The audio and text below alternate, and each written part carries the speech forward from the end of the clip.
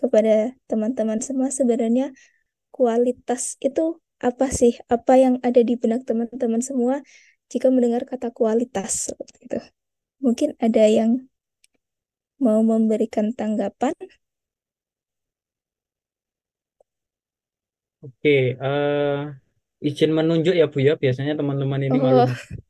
baik, Ya, siap. biasanya kalau di kelas itu biasanya saya tunjuk dulu dan kebetulan yang terakhir join baru yang join. Ini saya melihat yang terakhir join ini dengan akun ABWS Yuwanda. Coba di on cam Mas.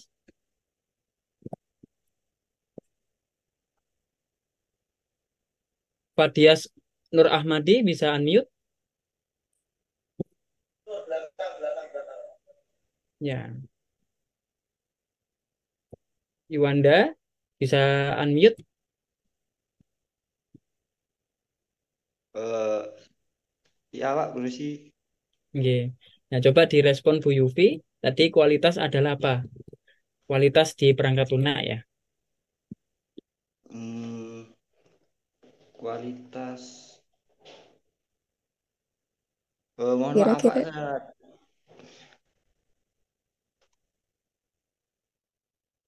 kalau dibayangkan Mas, maaf, Mas Yuwanda ya, Yuwandana, itu kira-kira ketika mendengar kata kualitas itu apa sih yang ada di benaknya? Oh, kualitas itu gini. Oh, eh, kualitas itu gini. Itu kira-kira itu apa yang pertama kali uh, kualitas. di benak eh, gitu? hmm,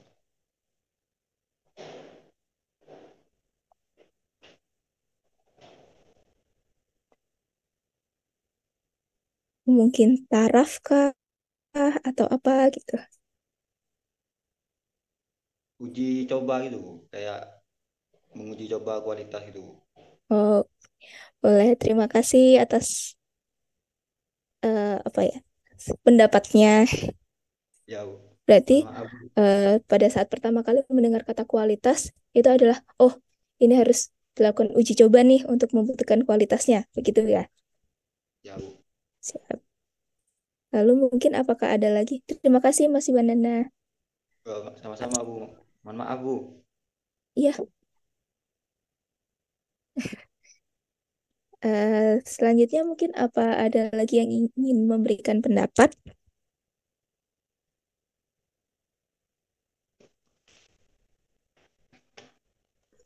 Saya boleh berpendapat nggak, Bu? Oh ya, silakan Mas Tapi Fuad Adin. Iya, tapi nggak on cam. iya silakan tidak apa-apa. Perkenalkan, nama saya Muhammad Gabriel Habibi dari TIF A angkatan 22 dengan NIM E41220504. Menurut saya kualitas adalah nilai tentang sesuatu. Nilai tentang sesuatu. Baik. Sesuatunya apakah itu? Nah, nanti kita akan mungkin akan membahas ya di sini. Terima kasih atas tanggapannya, Mas Gabriel Habibi. Mungkin cukup dua pendapat saja dari teman-teman. Tadi Mas Iwandana mengatakan kualitas itu uji coba, lalu Mas Gabriel Habibi mengatakan bahwa kualitas itu berkaitan dengan nilai tentang sesuatu. Nah, di sini saya mencoba untuk mengambil dari KBBI. Sebenarnya dari KBBI, kualitas itu merujuk pada tingkat baik buruknya sesuatu, derajat atau taraf, serta mutu. Nah, sama nih, seperti teman-teman yang tadi sampaikan, uji coba, terus nilai tentang sesuatu. Berarti terus taraf, derajat, mutu. Berarti kan ada suatu persyaratan, ada suatu acuan seperti itu ya, kriteria yang akan yang dijadikan rujukan. Nah, karena fokus kita di sini adalah tentang kualitas perangkat lunak, yang mana perangkat lunak itu merupakan salah satu teknologi informasi, betul begitu atau tidak? Perangkat lunak merupakan salah satu teknologi informasi, produk teknologi informasi. Betul, Bu. Nah, Betul-betul. terima kasih. Nah, produk teknologi informasi itu merupakan salah satu, bisa dibilang, karena produk ya, berarti dia cenderung pada barang. Nah, berdasarkan aturan pemerintah sendiri, sebenarnya sudah ada nih bagaimana untuk menilai suatu barang, jasa, sistem, proses, atau personal. Kita fokusnya di penilaian terhadap barang, yaitu disebut dengan kegiatan penilaian kesesuaian. Kegiatan penilaian kesesuaian itu tercantum merupakan amanat dari Peraturan Pemerintah Nomor 34 Tahun 2018 yang merupakan salah satu turunan dari Undang-Undang Nomor 20 Tahun 2014. Di sini kan kita dari PP tersebut menyatakan bahwa penilaian kesesuaian dilakukan untuk menilai barang, jasa, sistem, proses, atau personal berdasarkan persyaratan acuan. Maka persyaratan acuannya itu apa? Seperti tadi Mas Gabriel Habibie sampaikan, nilai tentang sesuatu. Nilai tentang sesuatunya itu apa? Gitu.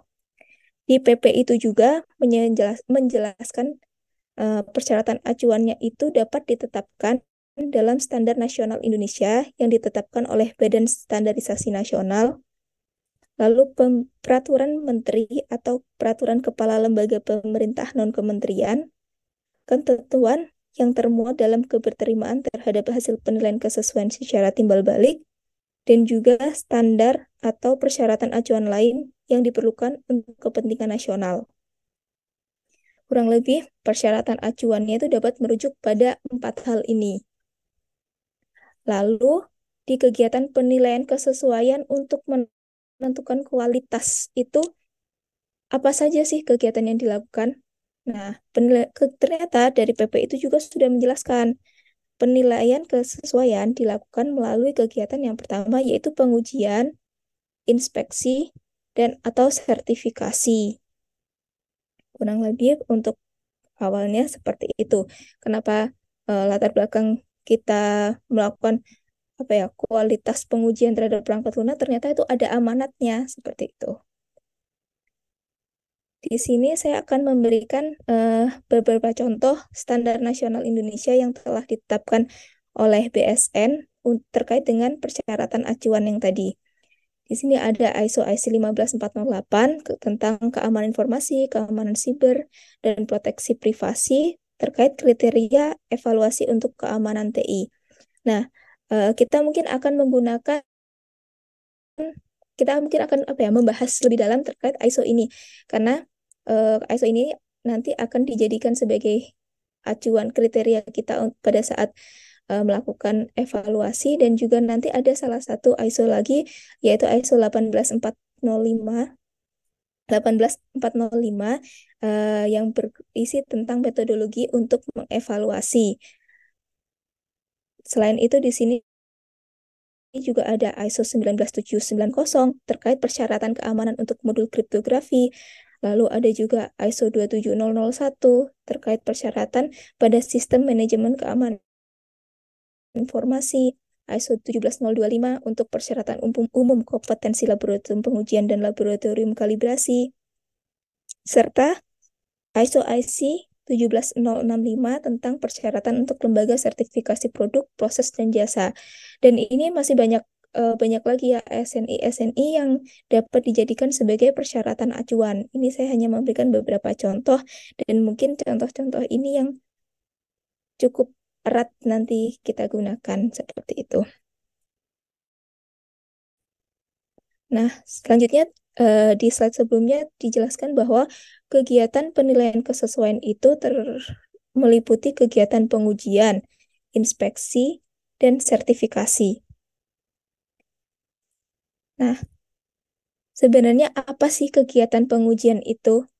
Jadi, kegiatan pengujian ini merupakan kegiatan untuk menetapkan satu atau lebih karakteristik bahan atau proses yang mana hasil pengujian dinyatakan dalam bentuk laporan atau sertifikasi pengujian.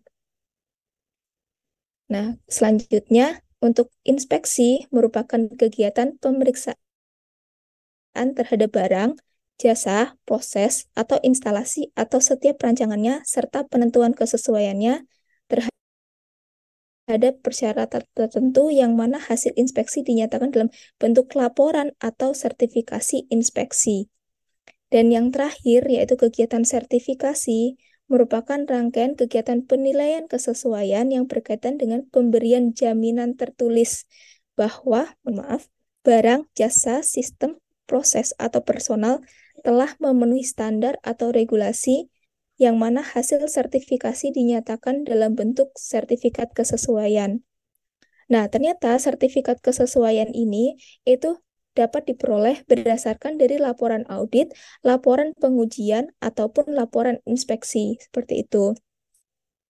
Jadi kalau misalkan kita kan sering lihat sudah tersertifikasi ISO berapa, sudah tersertifikasi SNI berapa, seperti itu. Nah, itu berarti barang, jasa, sistem, atau proses atau personal tersebut telah telah lolos sertifikasi. Yang mana di dalam sertifikasi itu bisa jadi dia dilakukan kegiatan audit, pengujian, ataupun inspeksi, seperti itu. Nah, lalu bagaimana tata cara atau prosedur yang dapat dilakukan untuk membuktikan bahwa persyaratan acuan tadi itu sudah terpenuhi nih dari kegiatan penilaian kesesuaian. Maka di sini itu perlu adanya penetapan terkait skema penilaian kesesuaian. Nah, karena di sini kan kebetulan saya bekerjanya di Badan Siber dan Sandi Negara, ini saya sedikit memberikan gambaran terkait struktur organisasi di BSSN. Yang mungkin terkait ya dengan kegiatan penilaian kesesuaian di perangkat lunak ini adalah ada 2 direktorat. Ada 1 direktorat dan 1 pusat. Yang pertama yaitu Direktorat Kebijakan Teknologi Keamanan Siber dan Sandi di bawah Deputi Bidang Strategi Kebijakan Keamanan Siber dan Sandi. Di sini direktorat ini memiliki tugas melaksanakan koordinasi dan perumusan kebijakan teknis di bidang teknologi keamanan siber dan pada bidang standarisasi, penilaian kesesuaian, pengawasan, dan pengendalian teknologi keamanan siber dan sandi. Nah, sedangkan bagian yang berkaitan lagi adalah Pusat Sertifikasi Teknologi Keamanan Siber dan Sandi. Di sini pusat sertifikasi ini memiliki tugas melaksanakan pengujian dan sertifikasi produk keamanan siber dan sandi serta pemutakhiran sistem keamanan siber dan sandi. Nah, jika tadi disampaikan bahwa perlu ditetapkan skema penilaian kesesuaian terkait dengan penilaian kesesuaian di bidang teknologi keamanan siber dan sandi, maka yang menetapkan di sini adalah yang menyusun skema tersebut diampu oleh Direktorat Kebijakan Teknologi Keamanan Siber dan Sandi. Lalu siapa yang mengoperasionalkan? Nah, di sini yang mengoperasionalkan itu adalah Pusat Sertifikasi Teknologi Keamanan Siber dan Sandi. Karena di sini dia memiliki tugas untuk melaksanakan pengujian dan sertifikasi produknya. Kurang lebih untuk pengantarnya seperti itu. Nah, di Indonesia sendiri terkait dengan keamanan untuk skema penilaian kesesuaian yang berkaitan dengan keamanan teknologi informasi, itu ada yang namanya skema Common Kriteria Indonesia. Skema Common Kriteria Indonesia ini diatur dalam Peraturan Badan Siber dan Sandi Negara nomor 15 tahun 2019.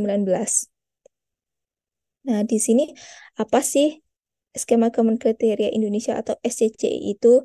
Yaitu gambaran atau aturan terkait pedoman sertifikasi keamanan produk teknologi informasi yang dilakukan oleh Lembaga Sertifikasi Produk Sisi Indonesia, laboratorium pengujian, sponsor atau developer, dan konsumen sesuai dengan ISO 15408 dan ISO 18045.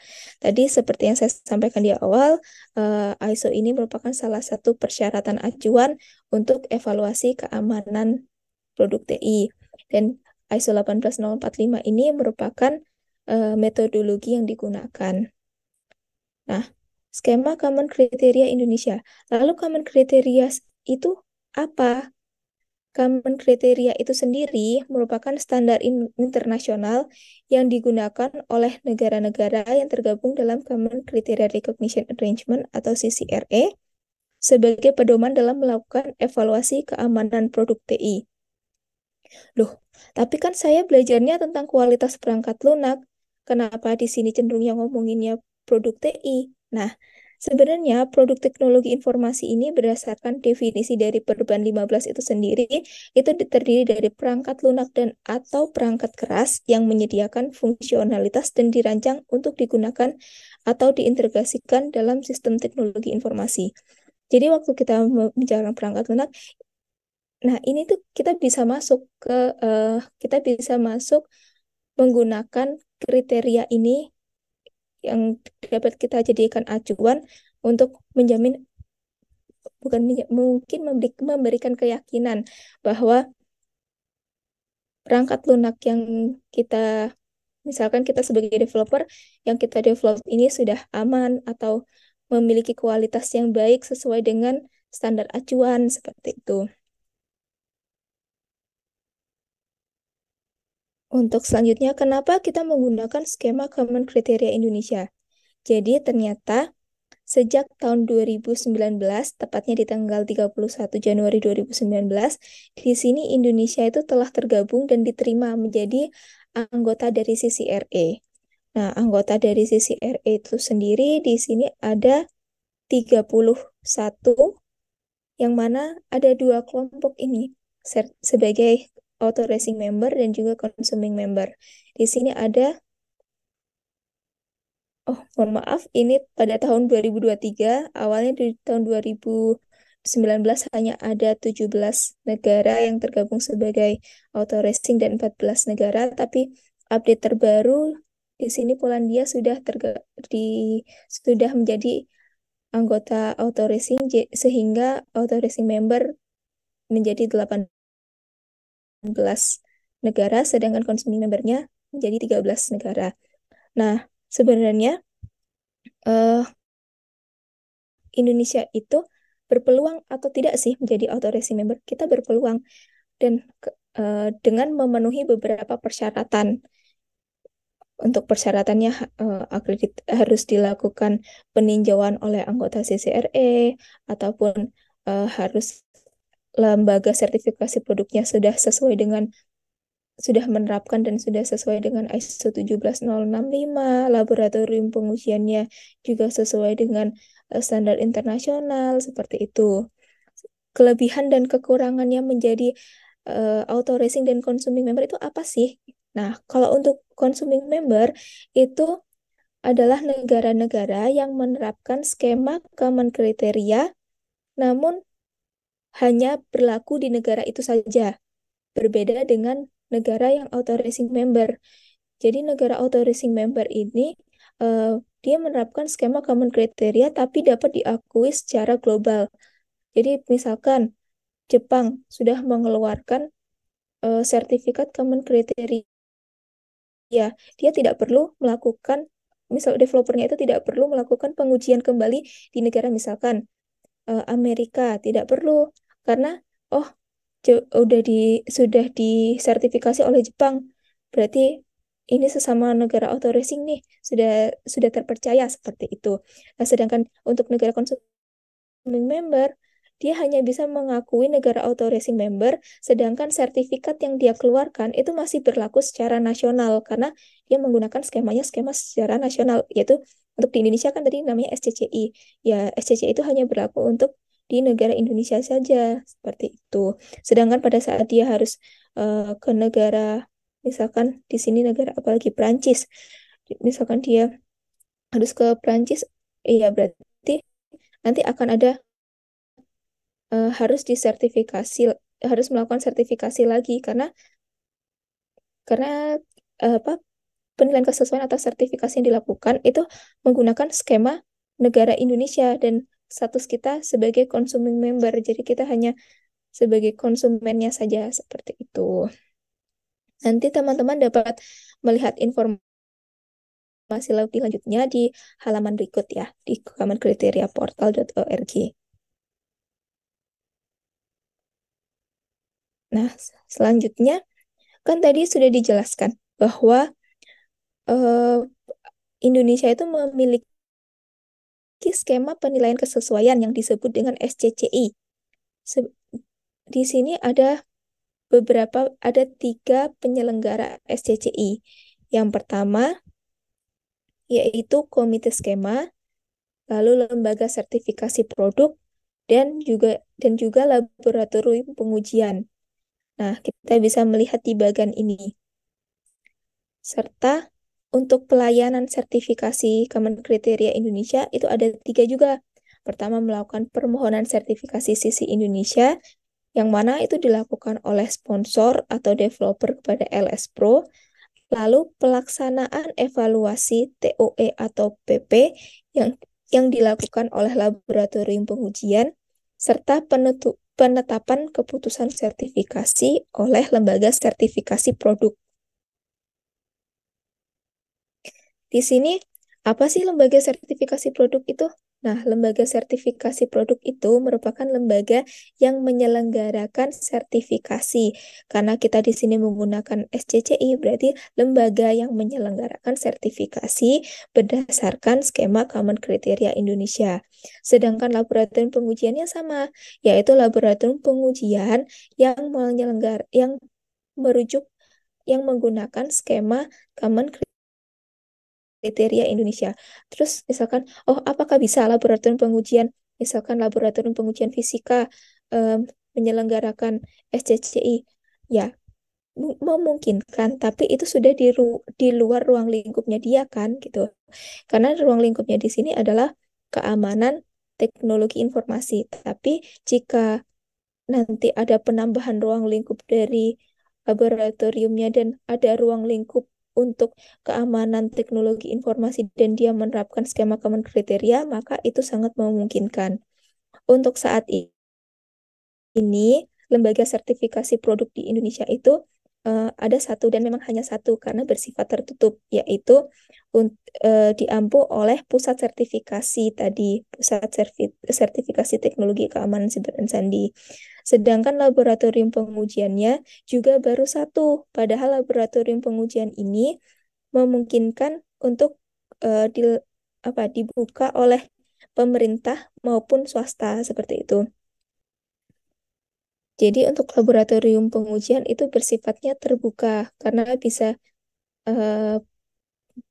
bisa menjadi peluang lah untuk laboratorium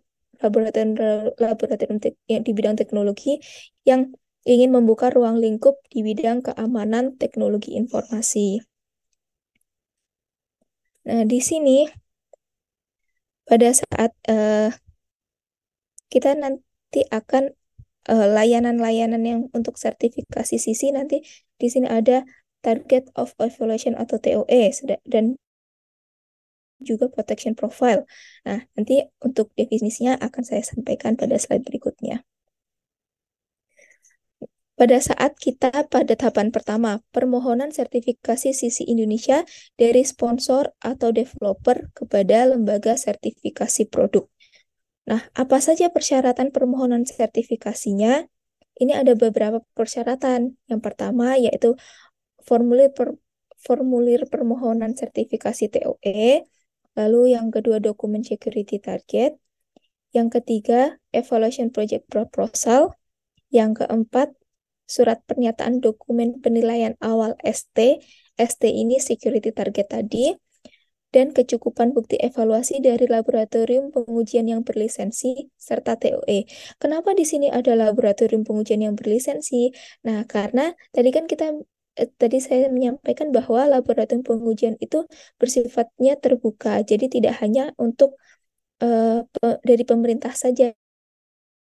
Jadi memungkinkan dari swasta. Jadi misalkan ada swasta yang ingin mendirikan laboratorium pengujian dengan menerapkan skema Common Kriteria Indonesia. Itu bisa dengan cara dia harus mengurus untuk mendapatkan lisensi tersebut. Seperti itu. Nah, untuk dokumen security target dan juga bukti evaluasi TOE itu disusun oleh sponsor atau developer dengan merujuk pada SNI ISO IC 15408 atau Common Criteria for Information Technology Security Evaluation. Sedangkan nanti laboratorium dan lembaga sertifikasi produk itu akan melakukan metodologi evaluasi berdasarkan SNI ISO IC 18045 atau Common Methodology for Information Technology Security Evaluation.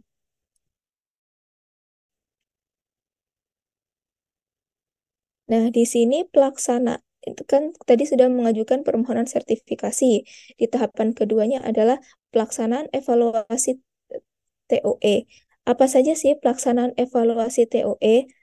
Pertama, untuk melaksanakan evaluasi TOE itu dilakukan audit dokumen ST dan bukti evaluasi TOE. Yang kedua, karena ini pelaksanaan evaluasi, maka dilakukan oleh evaluator dan dilakukannya di laboratorium. Yang kedua adalah pengujian fungsionalitas TOE. Dan yang ketiga adalah pengujian penilaian kerentanan TOE. Terus untuk melakukan pengujian dan penilaian kerentanan ini bisa memanfaatkan tools apa saja? Sebenarnya banyak sekali tools yang dapat digunakan karena tergantung juga dengan produknya. Untuk kerentanan dan fungsionalitas ini kan tergantung jenis produknya, misalkan dia hardware apa, software apa, terus misalkan dia di mobile app apa, terus misal dia produknya standalone apa, kan itu akan sangat banyak sekali dan di berdasarkan common kriteria ini tidak membatasi karena dia itu memungkinkan banyaknya tes skenario nanti di kegiatan pengujian fungsionalitas dan juga pengujian penilaian kerentanan ini. Di sebelah kanan sini ada sedikit bagan ya yang menjelaskan bagaimana dari posisi developer, LS Pro, dan laboratorium pengujian. Yang pertama dari developer melakukan permohonan sertifikasi, dia harus menyusun dokumen persyaratan sertifikasi, kemudian setelah diajukan, maka LS Pro akan menganalisa dan memverifikasi kelengkapannya. Jika iya, maka akan lanjut untuk permohonan sertifikasinya diterima dan penunjukan laboratorium dan penyampaian berkas evaluasi. Jika tidak, maka LS Pro itu akan meminta tetap mengembalikan kepada developer dokumen-dokumen persyaratannya tidak lengkap nih, harap untuk dilengkapi seperti itu. Kemudian jika lengkap, di sini laboratorium akan melakukan pengecekan kelengkapan dan kecukupannya. Jika tidak, akan dikembalikan lagi kepada LS Pro dan LS Pro akan mengembalikan lagi kepada developernya. Jika sudah lengkap, maka akan dilakukan kaji ulang permintaan oleh laboratorium. Setelah semuanya dirasa sudah cukup, nah di sini barulah dilakukan rapat pembuka evaluasi. Rapat pembuka evaluasi ini dilakukan oleh sponsor developer, LS Pro, dan juga laboratorium pengujian. Nah, setelah rapat pembuka evaluasi, di rapat pembuka evaluasi ini, kan tadi disebutkan ada EPP, Evaluation Project Proposal. Nah, itu ada kesepakatan untuk EPP, lalu dokumen untuk pemastian perjanjian NDA, terus dan juga kesepakatan, ini nanti produk yang diuji untuk memastikan produk yang diuji apakah benar produk ini dengan versi segini, seperti itu. Setelah rapat pembuka evaluasi ini selesai, nah, di sini laboratorium itu akan melaksanakan evaluasi, yaitu mulai dari pemeriksaan dokumen bukti evaluasi tadi, melakukan uji fungsionalitas keamanan, dan melakukan uji kerentanan. Nah, selama dia melakukan pemeriksaan dokumen itu, dia dokumen dan pengujian fungsionalitas serta penilaian kerentanan itu, jika dia menemukan si lab ini menemukan, ada ketidaksesuaian nih, kan lab itu mengujinya berdasarkan CEM tadi ya, atau ISO 18045. Wah, ada ketidaksesuaian nih, gitu. Nah, maka akan dilakukan rapat kemajuan evaluasi. Dia akan menginformasikan kepada LS Pro, ini ditemukan ketidaksesuaian, jadi akan dilakukan rapat kemajuan evaluasi. Nah, di rapat kemajuan evaluasi itu, developer ini, sponsor atau developer, itu diminta untuk melakukan perbaikan terhadap temuan finding yang ditemukan oleh evaluator, finding ketidaksesuaian yang ditemukan oleh evaluator, seperti itu. Sampai developer ini memperbaiki temuan-temuan dari developer tersebut. mohon maaf, memperbaiki temuan-temuan dari evaluator tersebut. Setelah memperbaiki, maka lab akan menguji lagi, melakukan pemeriksaan hingga tidak ada temuan ketidaksesuaian. Ketika sudah tidak ada temuan ketidaksesuaian, maka laboratorium itu akan menetapkan hasil evaluasi dalam bentuk laporan pengujian, laporan evaluasi tadi. Nah, dia akan menyampaikan kepada LS Pro, ini sudah tidak ada temuan lagi, produk sudah sesuai dengan kriteria dan sudah diuji berdasarkan metodologi evaluasi keamanan perangkat TI seperti itu. Nah, sudah dilakukan rapat penutup, akhirnya di sini laboratorium itu akan menyerahkan ETR dan evidence hasil evaluasinya dia. ETR itu merupakan Evaluation Technical Report, seperti laporan teknisnya, seperti itu. Dia akan menyampaikan itu kepada LS Pro, dan LS Pro akan mengecek kelengkapannya. Oh, udah lengkap nih dari laboratorium. Kemudian dia akan menyusun certification report dan juga sertifikat bukti kesesuaian. Nah, setelah itu barulah developer ini menerima certification report dan juga sertifikat bukti kesesuaian. Untuk gambaran secara umum terkait skema SCCI untuk proses sertifikasi TOE seperti itu. Kemudian untuk melaksanakan evaluasi di laboratorium, itu apa saja sih peralatan yang dibutuhkan? Nah, di sini evaluator itu membutuhkan beberapa peralatan, bukan peralatan, mungkin cenderung pada ya bisa dibilang sebagai peralatan sih. Tools yang digunakan untuk selama mengevaluasi. Yang pertama yaitu workbook dan juga EOR untuk setiap kelas jaminan keamanan. Workbook itu berisi hasil kerja evaluator di setiap kelas dan di setiap komponen berdasarkan ISO 18045 atau Common Evaluation Methodology.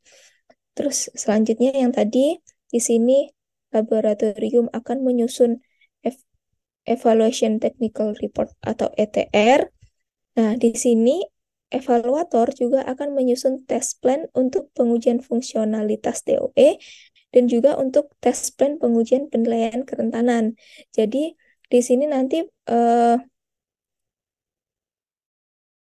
developer itu pastinya kan developer akan memberikan yang dijadikan salah satu persyaratan itu adalah memberikan hasil pengujian fungsionalitas TOE-nya. Tapi di sisi lain, evaluator juga membuat test plan untuk pengujian fungsionalitas terhadap TOE tersebut dan juga test plan untuk pengujian penilaian kerentanan terhadap TOE tersebut. Kurang lebih seperti itu. Nah, ini ada beberapa istilah yang tadi sering kita gunakan, sering didengar. Sponsor, developer. Sebenarnya siapa sih sponsor itu? Di sini sponsor itu adalah perusahaan atau perseorangan yang mensponsori TOE atau PP yang akan disertifikasi. Sedangkan developer itu merupakan perusahaan atau perseorangan yang mengembangkan suatu TOE atau PP. Apakah sponsor dan developer boleh sama? Boleh sama jika developernya itu yang akan mensponsori dirinya sendiri untuk melakukan sertifikasi. Lalu apakah boleh berbeda? Boleh saja berbeda karena bisa jadi developernya ini disponsori atau dibiayai oleh perusahaan atau perorangan lain untuk ya udah silakan untuk produk ini disertifikasi seperti itu. Karena di kami pun ada yang sponsor developernya sama, ada sponsor dan developernya yang berbeda. Lalu tadi disebutkan evaluasi keamanan TOE. TOE itu sendiri apa? TOE adalah Target of Evaluation. yaitu produk teknologi informasi yang menjadi objek sertifikasi sesuai dengan ISO 15408 dan juga ISO IC 18045. Nah, tadi juga ada disebutkan protection profile. Protection profile itu sendiri apa? Yaitu dokumen standar keamanan suatu tipe TOE tertentu sesuai dengan tingkat jaminan keamanan yang ingin dicapai dalam sertifikasi TOE yang ditentukan. Nah, di salah satu persyaratannya disebutkan juga ada ST, ada bukti evaluasi TOE, ada EPP. Itu semua apa sih? Kata-kata security target ini merupakan dokumen persyaratan fungsi keamanan yang terdapat pada TOE sesuai dengan tingkat jaminan keamanan yang ingin dicapai dalam sertifikasi TOE yang ditentukan. Sedangkan bukti evaluasi TOE itu mencakup dokumen pengembangan TOE, panduan penggunaan TOE, dukungan siklus hidup TOE, dan pengujian fungsionalitas TOE dari sponsor atau developer. Oleh karena itu, tadi untuk persyaratan sertifikasi, sponsor atau developer itu memberikan ST dan juga bukti evaluasi TOE, seperti itu. Lalu di persyaratan permohonan juga ada EPP. EPP itu sebenarnya apa? EPP itu merupakan Evaluation Project Proposal yang merupakan dokumen berisi tentang sumber daya yang melaksanakan evaluasi, penilaian awal terhadap ST, dan Evaluation Work Plan. Nah, EPP ini pada umumnya adalah disusun oleh laboratorium. Jadi pada saat melakukan permohonan, terus lembaga sertifikasi produk sudah melakukan pengecekan, sudah sesuai, berkas-berkasnya sudah lengkap, maka LS Pro akan menunjuk laboratorium, lalu laboratoriumnya di sini akan melakukan pengecekan, kami memiliki sumber daya segini, berarti nanti evaluator yang akan kami libatkan adalah evaluator ini dengan kompetensi begini, begini, begini, peralatan yang dibutuhkan segini, segini, segini, lalu menilai draft awal ST-nya, ST-nya udah cukup lengkap, ST-nya kurang lengkap, atau bagaimana, seperti itu. Lalu perkiraan waktu selama evaluasi berapa lama untuk melakukan penilaian di kelas ini berapa lama. Nah, itu semuanya ada di dokumen EPP. Di dokumen EPP inilah yang akan disepakati antara sponsor developer, LS Pro, dan juga laboratorium pengujian. Lalu tadi disebutkan sesuai dengan tingkat jaminan keamanan yang ingin dicapai. Tingkat jaminan keamanan itu nanti kita akan cenderung menggunakannya dengan istilah EAL, di mana EAL ini merupakan tingkat jaminan evaluasi suatu keamanan TOE yang terdiri dari EAL 1 sampai dengan EAL 7. Seperti itu. Lalu tadi ada EOR, yaitu Evaluation Observation Report, merupakan laporan temuan hasil observasi pada pekerjaan evaluasi. Jadi pada saat evaluator melakukan pengujian TOE, dia akan menuliskannya itu di dalam workbook. Setelah ada temuan nih, dia akan menuliskan ketidaksesuaian itu di dalam EOR. Nah, setelah itu EOR itulah yang akan dikirimkan ke LS Pro untuk menginformasikan LS Pro ini produk TOE ini ternyata setelah dievaluasi di kelas ini ada ketidaksesuaian. Nah, ketidaksesuaiannya ini. Maka disarankan untuk melakukan rapat kemajuan evaluasi untuk memastikan sponsor atau developer mau memperbaiki atau tidak, seperti itu. Nah, selanjutnya, sebelumnya mohon izin teman-teman semua, misalkan ada pertanyaan, bisa langsung dipotong saja ya, tanpa menunggu sampai di akhir sesi. Terima kasih.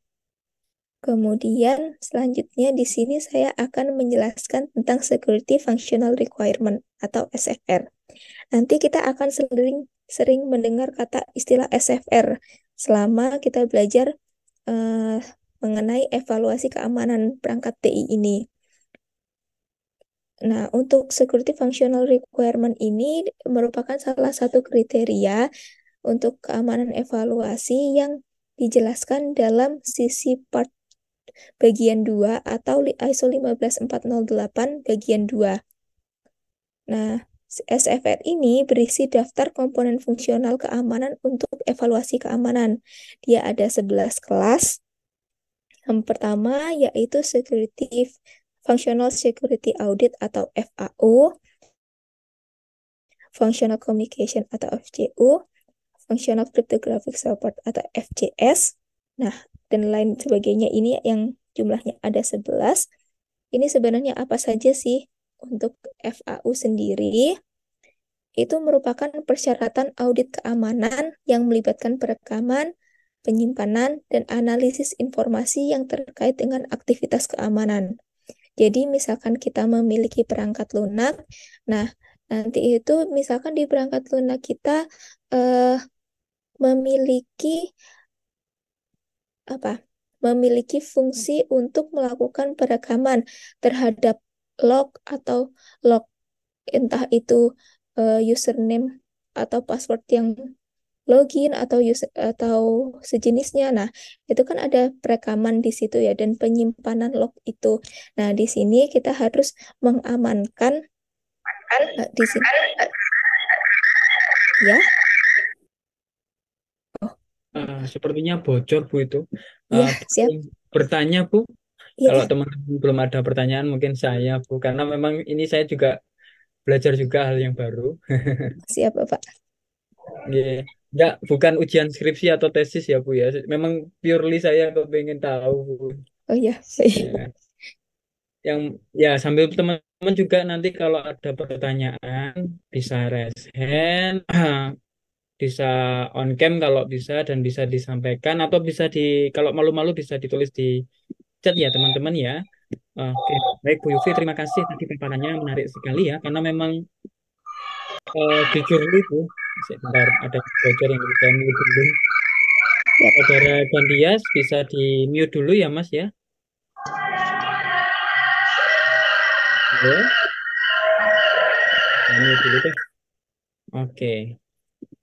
Nah, tadi Bu Yufi tadi memaparkan tugas-tugas utama dari BSSN Bu ya.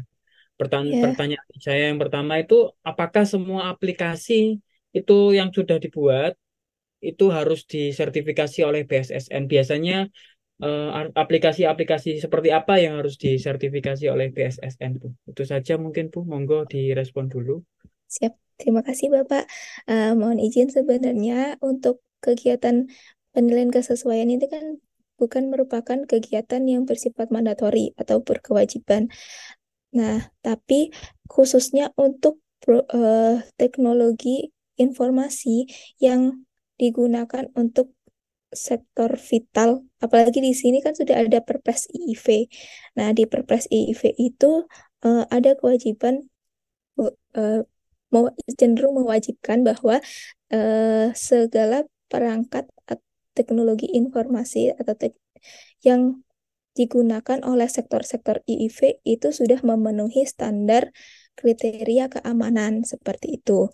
Nah, untuk aplikasi-aplikasi yang disertifikasi oleh BSSN itu cenderung adalah aplikasi yang memiliki fungsi keamanan seperti itu.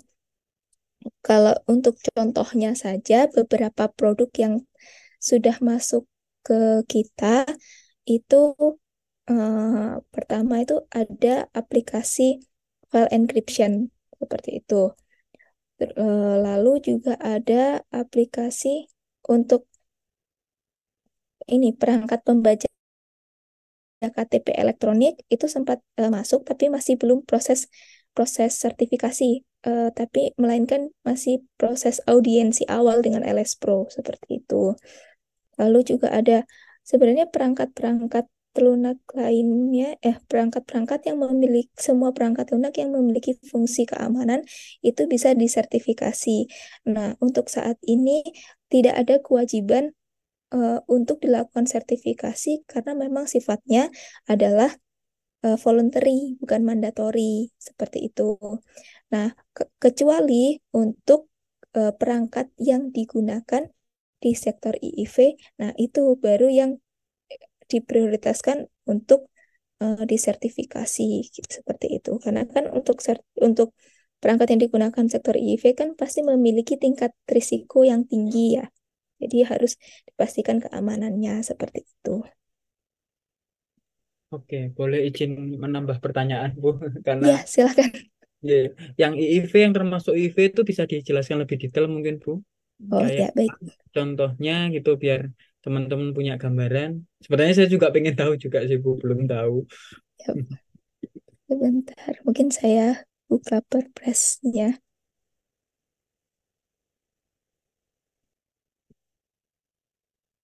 Perpres.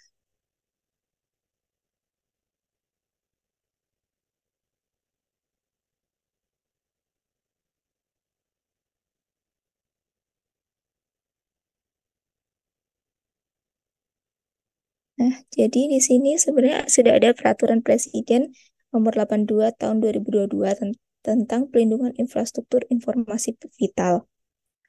Apa sih infrastruktur informasi vital atau IIV? Itu merupakan sistem elektronik yang memanfaatkan teknologi informasi atau teknologi operasional, baik berdiri sendiri maupun saling bergantung dengan sistem elektronik lainnya dalam menunjang sektor strategis yang jika terjadi gangguan, kerusakan, atau kehancuran pada infrastruktur tersebut berdampak serius pada kepentingan umum, pelayanan publik, pertahanan, dan keamanan atau perekonomian nasional.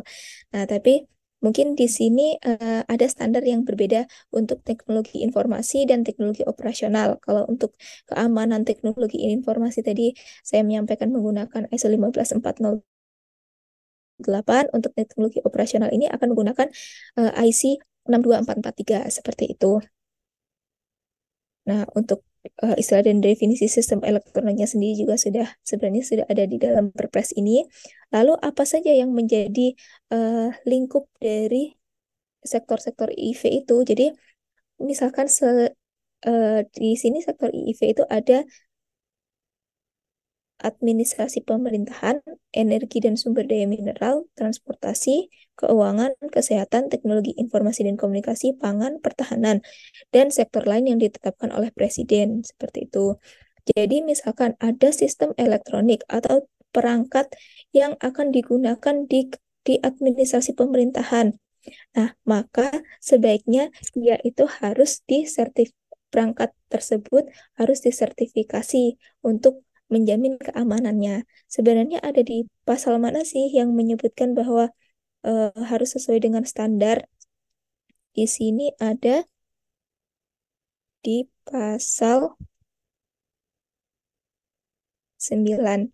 Dalam menyelenggarakan pelindungan IIV sebagaimana dimaksud pada ayat 1, yaitu di sini penyelenggara IIV harus menyelenggarakan pelindungan secara andal dan aman serta bertanggung jawab terhadap beroperasinya IIV, maka penyelenggara IIV wajib menerapkan standar keamanan informasi atau standar keamanan lainnya yang ditetapkan oleh kementerian atau lembaga dan atau badan seperti itu. Jadi untuk perangkat-perangkat yang digunakan di sektor-sektor tersebut, di sektor-sektor IIV itu, maka di situ harus wajib menerapkan standar standar untuk menjamin keamanan dan keandalannya seperti itu, Bapak. Misalkan apa ya di administrasi pemerintahan, mungkin kita banyak melihat kalau untuk saat ini ada juga cloud ya. Di kami ada beberapa sponsor atau developer untuk TOE-nya itu cenderung kepada cloud storage seperti itu. Dia mungkin akan masuk ke pemerintahan, pasarnya dia seperti itu gitu. Terus dia sempat melakukan beberapa audiensi dengan lembaga sertifikasi produk untuk menanyakan gimana untuk proses sertifikasinya seperti itu. Terus di kami juga sempat ada file encryption yang digunakan oleh beberapa kementerian, ya beberapa kementerian, ada yang luar negeri dan juga ada juga yang digunakan untuk di daerah. Nah, itu sempat mengajukan permohonan sertifikasi juga seperti itu, Bapak. Jadi Oke. perangkatnya apa saja sih perangkatnya? Ya, tergantung perangkat yang digunakan untuk mendukung sektor-sektor ini seperti itu. Oke, kalau yang saya pahami berarti kalau menurut Perpres ini eh, bidang-bidang pemerintahan ya, yang A sampai ini berarti wajib ya, mandatori ya Bu ya. Seharusnya kan wajib Bu ya di Ya, sertifikasi. Nah, setelah adanya Perpres IIV ini seharusnya sudah menerapkan perangkat-perangkatnya sudah wajib menerapkan sesuai dengan standar seperti itu. oke. Kalau yang disertifikasi tadi kan ada software sama hardware-nya juga sekalian ya Bu ya. Ya, bisa software saja, bisa hardware saja. Nah, untuk saat ini kebetulan di Indonesia itu kan baru ada laboratorium pengujian yang di BSSN. Itu ruang Hmm. lingkup kami juga hanya software saja, karena untuk hardware itu cenderung sumber dayanya kita masih mempersiapkan itu Oke, siap. gitu. Cukup jelas. Jadi kalau saya memahami sih kita harus tahu ya, alhamdulillah Bu Yufi bisa sharing, kita harus tahu aturan-aturan. Mungkin teman-teman nanti ada yang kerja di kementerian atau salah satu di sektor itu tadi dan eh, minimal punya gambaran ya, punya informasi awal bagaimana cara mengajukan sertifikasi software. Oke, terima kasih Bu, Siap, cukup jelas. Monggo siap. dilanjutkan. Mungkin Terima dari kasih. teman-teman yang lain, silakan. Mungkin kita perlu tes suaranya ya Bu ya. Oh, ada yang raise hand Oh, satu. baik. Siap, Saudara Raihan Zainuri dari Bondowoso. Monggo silahkan Mas, bisa unmute. silakan. Mohon maaf, apa suara saya terdengar? Siap Oke. terdengar. Eh, Mohon maaf, Bu, kamera saya tidak bisa dihidupkan, jadi saya Ya, on cam saja. Eh, yang permisi, eh, izin bertanya mengenai dari pernyataan eh, Bu Yufi tadi, yang saya tanyakan adalah apa saja kriteria yang termasuk dalam pengujian perangkat lunak dari yang IIV tadi, Bu. Apakah aplikasi tersebut aman dari spy atau scam atau apakah yang lainnya, Bu? Seperti itu. Terima kasih. baik. Terima kasih Mas Rehan atas pertanyaannya.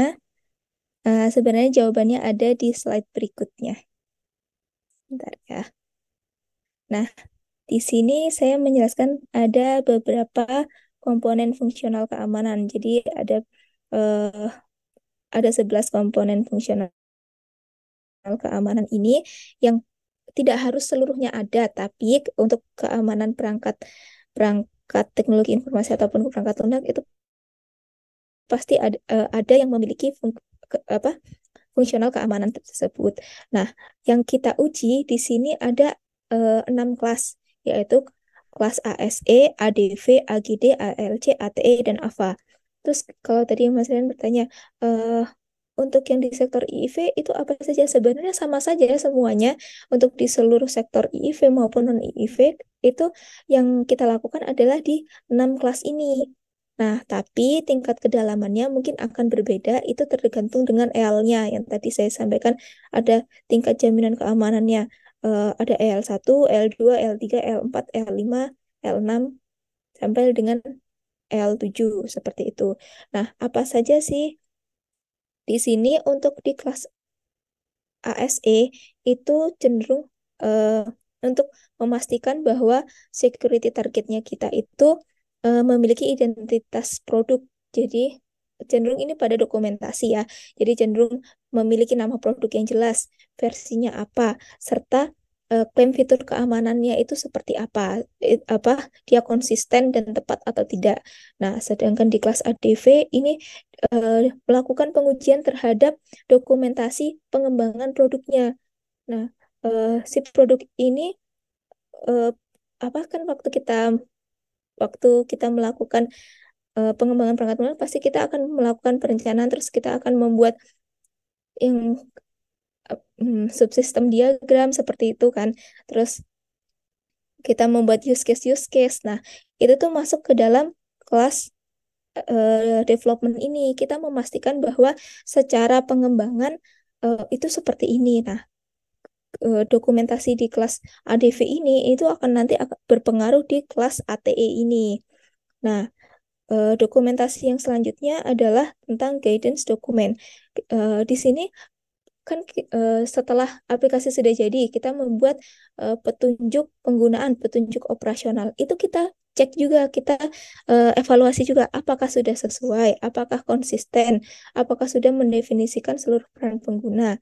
Lalu juga life cycle-nya, jika terjadi perubahan versi, peningkatan, ada ditemukan bug, terus peningkatan versi lagi, perbaikan, dan lain sebagainya, itu harus tercatat dan itu harus terdokumentasi dan kita akan memeriksa itu juga.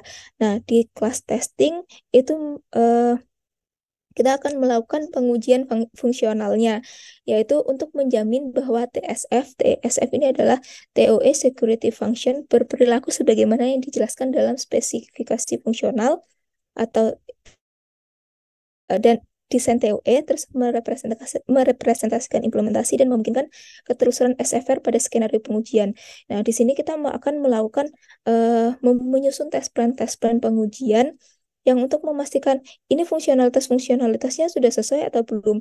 Lalu seluruh SFR yang tadi ada 11 itu yang kita klaim itu sudah berjalan sebagaimana mestinya atau tidak, seperti itu.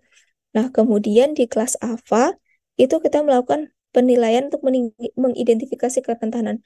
Ternyata setelah semuanya berjalan, ada dia menggunakan apa ya? Misalkan menggunakan apa? Statistik statik source code seperti itu. Misalkan passwordnya udah tertanam di source code-nya atau misalkan kerentanan yang lainnya.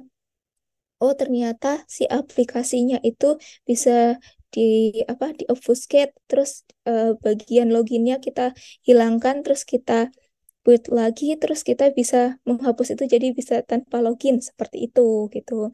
Jadi banyak sekali tidak terbatas pada dia nggak boleh harus seperti ini seperti itu, tapi kita akan melakukan pengujian itu berdasarkan fitur keamanan yang dia klaim. Fitur keamanannya apa saja itu yang ada di sini seperti itu. Apakah cukup menjawab atau akan ada pertanyaan lagi, ada pertanyaan tambahan? Silakan. Ada pertanyaan tambahan? Apa sudah cukup? Oh ya, sedikit informasi Bu, ini mahasiswa semester 3. Ini baru dapat konsep jaringan komputer itu di semester 1 kalau nggak salah ya, semester 1 atau semester 2. Nah, teman-teman ini sebenarnya ada mata kuliah keamanan sistem komputer di semester 5 kalau nggak salah, tapi di kurikulum baru dihapus karena dulu masukan, kebetulan kami mengundang industrinya adalah dari swasta, jadi beliau tidak concern terhadap keamanan sistem komputer, jadi kita hapus. Next, karena memang serangan cyber yang seperti yang dijelaskan oleh Bu Yufi sangat banyak dan sertifikasinya juga sangat penting ya dan mandatori untuk beberapa sektor. Mungkin next time untuk kurikulum tentang keamanan sistem komputer akan kami kembalikan lagi kayak gitu. Oke, itu saja. Siap, Oke, Bapak. terima kasih masukannya Bu Yufi, dapat insight Siap. baru ini. Nah, oke, monggo Siap. dilanjutkan Terima slide. kasih. Ada yang ditanyakan lagi, Re? Atau dilanjutkan dulu? Dilanjutkan, Pak. Iya, Siap. siap. Terima Baik. kasih. Siap, mohon izin melanjutkan. Oh iya, di sini saya ingin menyampaikan juga bahwa untuk penggunaan kriteria evaluasi keamanan TI berdasarkan ISO 15408 dan juga 18045 ini bukan terbatas hanya untuk nanti yang bekerja di sektor-sektor IV saja atau yang ingin menjadi evaluator atau sertifikator saja, bukan terbatas untuk itu, karena ini bisa menjadi panduan untuk developernya juga. Karena kan misalkan teman-teman semua di sini nanti ingin jadi, wah, aku besok mau jadi developer aja, aku mau membuat perangkat perangkat TI nanti aku jual ke pemerintah, aku jual ke swasta dan lain sebagainya seperti itu. Nah, itu bisa dijadikan sebagai panduan apa aja sih yang seharusnya eh, apa ya, yang seharusnya tercakup dalam produk yang saya buat seperti itu. Terus dokumentasi-dokumentasi apa saja yang sebaiknya saya penuhi seperti itu. Lalu ada juga peluang bisnis untuk prospek ke depannya untuk karir mungkin ya. Selain menjadi sertifikator, evaluator, terus developer, terus teman-teman semua ingin ingin mendirikan sebuah eh, badan usaha atau apa ya, perusahaan sendiri yang bergerak di bidang jasa jasa konsultan seperti itu. Itu memungkinkan sekali jika teman-teman ingin menjadi konsultan untuk penyusunan evaluation evidence seperti itu. Karena sejauh ini banyak sekali pemohon sponsor atau developer yang sudah mengajukan permohonan ke kami. Lalu kami melakukan audiensi dengan mereka. Ternyata banyak sekali yang mereka tidak memahami terkait kriteria ini, tidak memahami tentang ISO 15408 dan juga 18045. Sehingga pada saat ditanya evidence-nya, ya udah kalau kita bukti untuk TOE ini atau bukti untuk produk ini, dokumen pengembangannya ada atau tidak atau seperti apa, itu cenderung tidak punya atau tidak mengetahui atau dan lain sebagainya. Akhirnya harus membuat dokumen-dokumen itu untuk memenuhi persyaratan sertifikasi. Jadi teman-teman mungkin bisa, wah aku udah pernah belajar nih, jadi bisa nih apa menjadi konsultan untuk menyusun security target, untuk menyusun dokumen ADV, AGD dan lain sebagainya itu untuk memenuhi persyaratan sertifikasi seperti itu.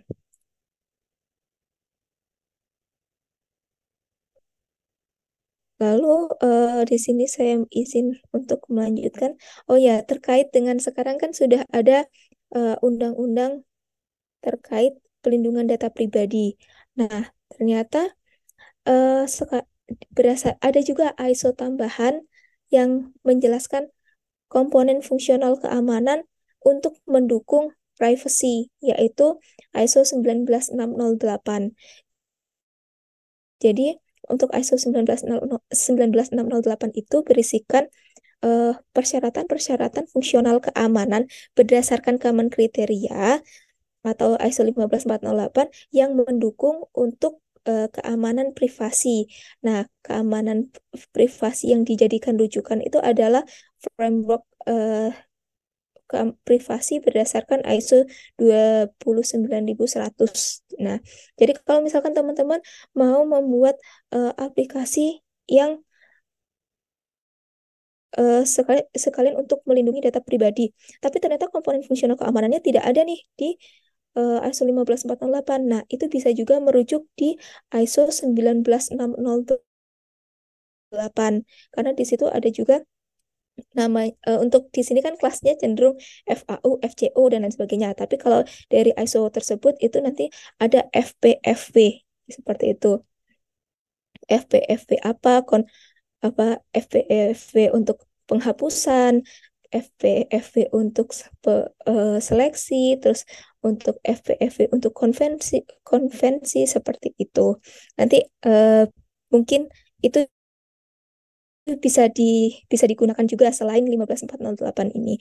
Karena kan sekarang sudah banyak kasus kebocoran data pribadi, lalu juga sudah ada undang-undangnya, apalagi nanti juga akan pastinya banyak aturan-aturan turunannya dari UU PDP itu kan. Gitu. Nah, tadi ini saya sudah menyampaikan terkait kelas-kelas yang akan diuji. Jadi pada saat melakukan evaluasi itu, evaluator laboratorium pengujian itu akan melakukan seluruhnya ini. Dan jika memungkinkan nanti kita juga akan melakukan ini. Kalau untuk penjelasannya insya Allah akan saya sampaikan semua dari keenam kelas ini. Dan terutama untuk di kelas assurance testing dan vulnerability assessment ini, mungkin kita bisa membuat nanti test plan bagaimana untuk melakukan pengujian fungsionalitas dan pengujian penilaian kerentanan apa saja minimal yang harus ada saat kita membuat test plan seperti itu. Nah, tadi selanjutnya di sini saya akan menyampaikan terkait evaluasi assurance level. Di sini paket jaminan keamanan itu dibedakan menjadi 7 tingkatan, 7 EL berdasarkan kedalaman uji serta penilaian komponen jaminan keamanan. Paling rendah itu dari EL1 tingkat kedalamannya sampai dengan EL7. Nah, di EL1 ini tingkat jaminan dasar untuk meyakini pengoperasiannya itu benar. Jadi di sini ancaman keamanan itu bukan menjadi hal yang utama, tidak menjadi concern utama gitu. Lalu di EL2, nah di sini kondisi pengembang atau pengguna itu sudah mulai sadar nih akan tingkat keamanan baik secara independen. Jadi dia udah wah berarti selain fungsi-fungsi apa perangkat lunak atau produk TI yang saya buat ini berfungsi dengan baik, dia juga harus memiliki tingkat keamanan nih, minimal tingkat rendah atau sampai sedang seperti itu. Nah, begitu juga untuk L3, 4, 5, 6, dan 7, dia akan semakin dalam, dan untuk L7 itu cenderung untuk TOE yang memiliki nilai aset yang tinggi dan nilai resikonya juga tinggi, seperti itu. Nah, untuk sekedar informasi, saat ini di laboratorium pengujian BSSN itu masih di tahap EL2 ini, karena kita memperhatikan juga untuk sumber daya evaluator sertifikator serta sponsor atau developernya. Karena bukan bukan bermaksud apa-apa, karena kita kan perlu kita yang ada sudah mulai memperhatikan tingkat keamanannya seperti apa. Nah, tapi di sisi lain kita juga harus memperhatikan belum adanya ekosistem yang memahami untuk di Indonesia yang sudah menerapkan common kriteria atau ISO 15408 ini. Jadi di sini kita dari tingkat keamanan yang rendah hingga sedang dulu, sembari dengan membentuk ekosistem agar sudah banyak nih, nanti ada laboratorium, bukan hanya laboratorium BSSN saja yang melakukan pengujian atau sertifikasi, sudah ada laboratorium swasta yang menerapkan SCCI, terus developer-developernya juga sudah banyak yang paham untuk menyusun evaluation evidence itu seperti apa, terus sudah paham untuk melakukan proses sertifikasinya itu seperti apa, itu sudah paham. Nah, baru mungkin kita akan bisa melanjutkan ke EL berikutnya. Nah, untuk pembeda IIV dan juga yang umum lainnya, itu mungkin bisa dibedakan berdasarkan EL-nya ini, karena nanti itu tingkat kedalamannya dan kelas-kelas yang komponen yang diuji akan berbeda. Untuk kelasnya mungkin sama. Kelasnya ada 6 kelas yang tadi itu, tapi di dalam kelas-kelas ini nanti ada banyak lagi turunan komponen-komponen yang akan dilakukan seperti itu. Nah, mungkin ini ringkasannya ya dari EL1 sampai dengan EL7. Nah, tadi saya menyampaikan kelas-kelasnya ada 6 tetap nih dari EL1 sampai dengan EL7. Tapi di sini ada family-nya, assurance family-nya ada banyak. ADV saja ini ada sekitar 6, 1, 2, 3, 4, 5, 6 ya. Terus guidance dokumen ada 2, life cycle ada sekian, dan seterusnya. Nah, cara membacanya adalah misalkan kita di EL2, maka di EL2 itu di sini kita harus memastikan bahwa sesuai dengan ADV ARC1 dan ADV FSP2. Di sini kenapa kok ada 1, 2, 3, 4, 5, 6? Sebenarnya FSP ini sendiri bukan hanya FSP saja, tapi ada ADV FSP1 sampai ADV FSP6. Nah, khusus untuk L2, maka kita akan melakukan pengujian berdasarkan kelas berdasarkan assurance family di ADV FSP2. Jika nanti kita melakukan evaluasi di L3 misalkan seperti itu, maka akan berbeda lagi. Nanti kita akan melakukan evaluasi di kelas di assurance family-nya ADV FSP3 begitu. Lalu di sini juga di EL2 ada ADV TDS1 untuk. Nah, tadi ini untuk di EL2 kan karena dia sudah mulai memperhatikan tingkat keamanan. Nah, maka AVA-nya di kelas vulnerability assessment-nya dia itu bukan di AVA-FAN 1, tetapi di AVA-FAN 2, yang mana AVA-FAN 2 itu sudah mulai memperhatikan tingkat keamanan dari tingkat rendah sampai dengan sedang seperti itu. Untuk di L3 sama, nah di L4 ini sudah semakin tinggi seperti itu. Dan untuk L7, L6 dan L7 karena dia memiliki risiko yang besar dan sangat kritis.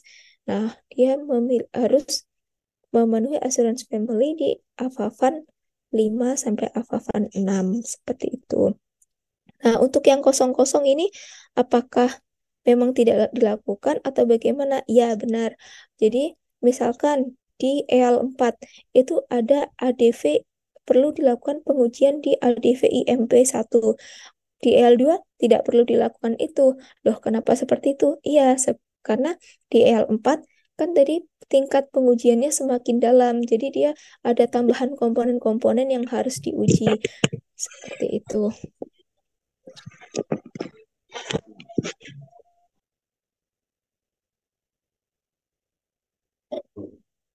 Lalu mungkin saya ingin bertanya kepada teman-teman semua, perlukah dokumentasi yang baik dalam pengujian perangkat lunak?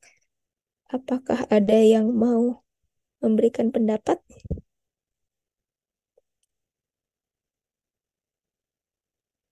Silakan teman-teman, perlukah dokumentasi yang baik dalam pengujian perangkat lunak? Kayaknya minggu yang ya, Rek, ya. Itu saya singgung ya di pertemuan minggu yang lalu terkait dengan dokumentasi. Perlu atau tidak? Silahkan. Perlu, Perlu, Pak. perlu Pak. Perlu, Pak. Perlu. Oke, mungkin bisa raise hand salah satu dan disampaikan alasannya ke Ya, Bu Yufi.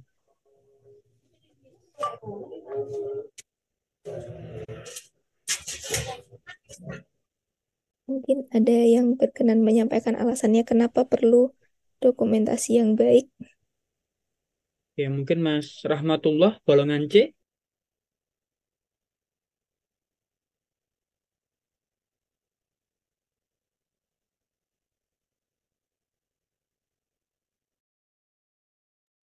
Silakan Mas Rahmatullah tadi yang pertama kali menjawab. Kira-kira kenapa kok perlu didokumentasi?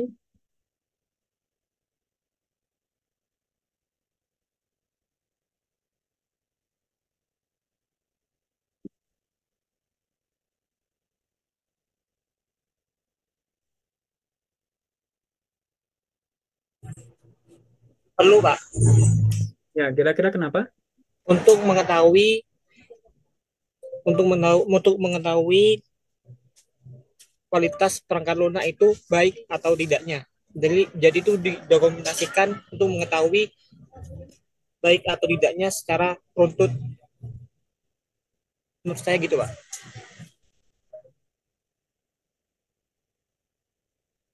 Siap, terima kasih atas tanggapannya, Mas.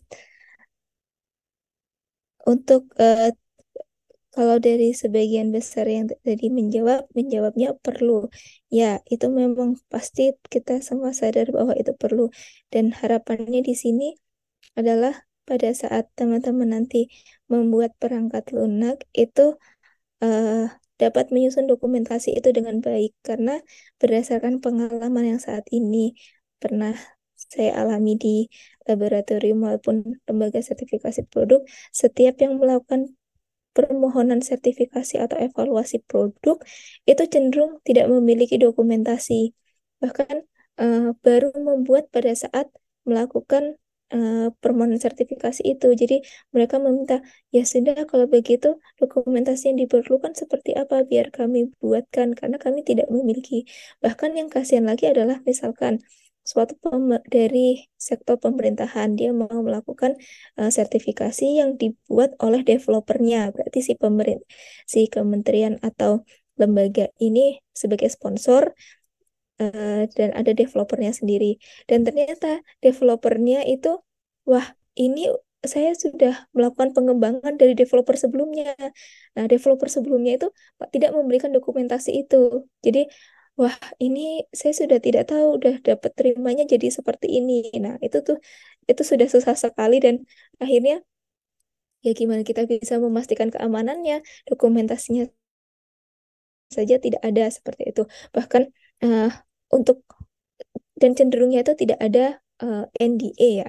Jadi akhirnya bisa terjadi kebocoran data dan lain sebagainya itu karena ya tidak ada perjanjian untuk NDA itu seperti itu. Jadi harapannya besok di sini semua teman-teman yang me, mendevelop aplikasi atau mendevelop perangkat lunak maupun perangkat keras nanti dapat menyusun dokumentasi yang baik agar bisa tertelusur seperti itu dan dokumen yang tertelusur dan yang terstruktur itu menjadi salah satu kriteria dalam pengujian keamanan perangkat seperti itu. Nah, setelah saya menjelaskan tadi tentang apa penilaian kesesuaian sertifikasi berdasarkan kriteria, sebenarnya apa saja sih manfaat dari penerapan kriteria? Jadi di sini pertama manfaatnya yang pertama yaitu meningkatkan keamanan produk teknologi produk TIK di Indonesia melalui analisis kerentanan independen yang mendalam. Karena kan tadi kita sudah melakukan di Indonesia minimal IL2 seperti itu ya, dengan tingkat rendah sampai sedang seperti itu.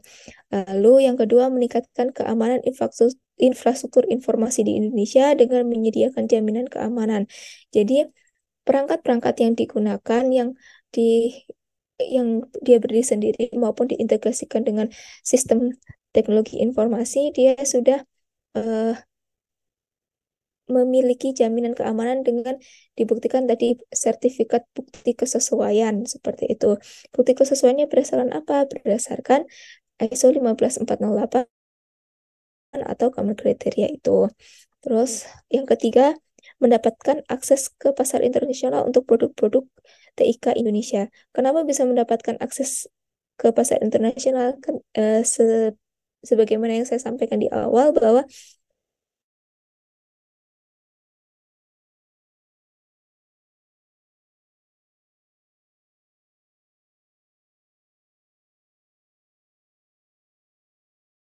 auto member.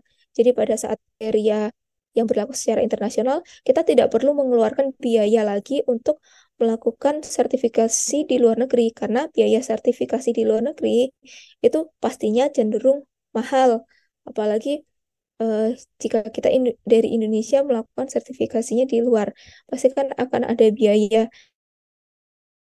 Mungkin bisa jadi itu penghasilan PNBP-nya mereka dan pastinya akan lebih mahal antara developer dalam negeri ataupun luar negeri. Ya sama seperti di Indonesia juga pastinya seperti itu. Terus yang keempat, meningkatkan daya saing produk TIK di Indonesia. Lalu yang kelima adalah meningkatkan reputasi Indonesia sebagai salah satu penyedia jaminan keamanan produk TIK berskala global. Jadi pada saat sudah banyak nih produk-produk keamanan TI kita yang tersertifikasi, berarti kan kita bisa bisa sebagai apa ya penyuplai, jadi bukan hanya sebagai pengguna saja seperti itu. Lalu selanjutnya adalah tantangan penerapan sisi di Indonesia. Yang pertama yaitu terbatasnya laboratorium pengujian yang menggunakan SCCI. Untuk laboratorium pengujiannya saat ini terbatas hanya baru satu, tapi itu sangat memungkinkan untuk adanya laboratorium-laboratorium pengujian yang didirikan oleh baik itu pemerintah ataupun swasta karena memang potensinya cukup besar jika kita melihat developer-developer di Indonesia itu sangat banyak sekali dan juga perangkat-perangkat yang digunakan di sektor IIV itu kan cukup banyak ya dan sektor IIV-nya sendiri juga cukup banyak dan sudah ada mandatori dari Perpres 82 untuk wajib menerapkan standar keamanan untuk menjamin keamanan dan keandalan seperti itu. Jadi sebenarnya ini tuh membuka peluang besar bagi laboratorium pengujian. Namun tantangannya di sini adalah masih belum ada ini yang laboratorium pengujian yang mau menggunakan SCCI ini seperti itu. Jadi kita nanti cukup banyak yang masuk, tapi tidak ada laboratoriumnya kan juga akan menghambat penerapannya gitu. Tantangan penerapan yang kedua adalah proses evaluasi itu bergantung pada EAL dan relatif lama. Jadi di sini EAL 2 saja itu cenderung membutuhkan waktu 4 sampai 6 bulan. Kenapa cukup lama? Karena tadi ada 6 kelas pengujian. Terus selain itu juga misalkan ada ketidaksesuaian di setiap kelas itu akan langsung dikonfirmasi kepada developer untuk melakukan perbaikan atau tidak. Kalau tidak melakukan perbaikan berarti sertifikasinya gagal. Jika melakukan perbaikan maka evaluator setelah adanya hasil perbaikan akan dievaluasi lagi sampai dianggap sesuai dengan kriteria. Jadi waktunya itu cukup cukup panjang seperti itu. Apalagi kalau misalkan ada ketidaksesuaian di kelas ATE ataupun AFA. Di kelas pengujian, memang kelas pengujian dokumentasi itu cenderung lebih cepat karena kan kita melakukan evaluasinya berdasarkan dokumen-dokumen yang sudah ada. Sedangkan pada saat pengujian fungsionalitas dan pengujian penilaian kerentanan, wah itu kan berarti misalkan ada temuan ketidaksesuaian di situ, berarti kan bisa dibilang temuan temuan yang cukup besar, temuan mayor. Nah, berarti developer akan memperbaiki itu. Jika perbaikan itu mempengaruhi terhadap dokumen yang lain atau menambah fungsi keamanan yang lain atau menghapus fungsi keamanan yang lain, maka akan berpengaruh pada dokumen-dokumentasi yang sudah disusun, yang sudah direncanakan. Berarti di dokumen development-nya dia harus menambahkan ini atau membuat membuat menyesuaikan agar tidak terjadi ketidaksesuaian itu. Nah, yang ketiga tantangannya adalah belum terbentuknya ekosistem CC di Indonesia. Nah, selain karena lama, cenderungnya adalah seperti yang saya sampaikan bahwa banyak yang belum memahami terkait dokumentasi yang dibutuhkan untuk persyaratan evaluasi ini. Jadi, ya itu akan semakin memperlambat. Misalkan sudah harusnya bisa melakukan sertifikasi, tapi ternyata belum ada dokumen-dokumennya, akhirnya sponsor developer harus menyusun terlebih dahulu, terus mereka ternyata belum memahami, mereka harus belajar dulu, seperti itu. Atau mereka harus meng-hire konsultan untuk membantu penyusunan dokumennya, seperti itu. Jadi itu akan menjadi hambatan-hambatan dalam penerapan CC di Indonesia. Nah, ini ada beberapa referensi yang saya gunakan. Yang pertama terkait penilaian kesesuaian itu merujuk pada Peraturan Pemerintah Nomor 34, terus Peraturan Badan Sandi Negara Nomor 15 tahun 2019 tentang penyelenggaraan skema Common Kriteria Indonesia. Nah, di sini ada Common Criteria for Information Technology Security Evaluation Part 1 Introduction and General Model version 3.1 revisi 5 bagian 2 dan bagian 3 serta Common Methodology for Information Technology Security Evaluation versi 3.1 dan juga revisi 5. Di sini saya juga menampilkan di commoncriteriaportal.org. Jadi teman-teman bisa mendapatkan dokumen-dokumen Common Criteria ini di commoncriteriaportal.org. Mungkin saya akan sedikit menampilkan tampilan dari Common Kriterianya.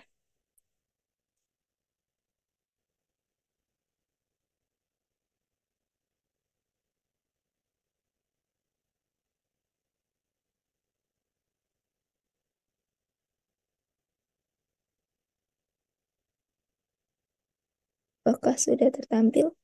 Nah, di sini di halaman Common Kriteria Portal ini ada daftar negara-negara yang menjadi authorizing dan negara-negara yang menjadi consuming member. Nah, jika kita lihat misalkan kita klik salah satu, ini Malaysia. Kita lihat, nah di sini ada alamat yang bisa dihubungi, lalu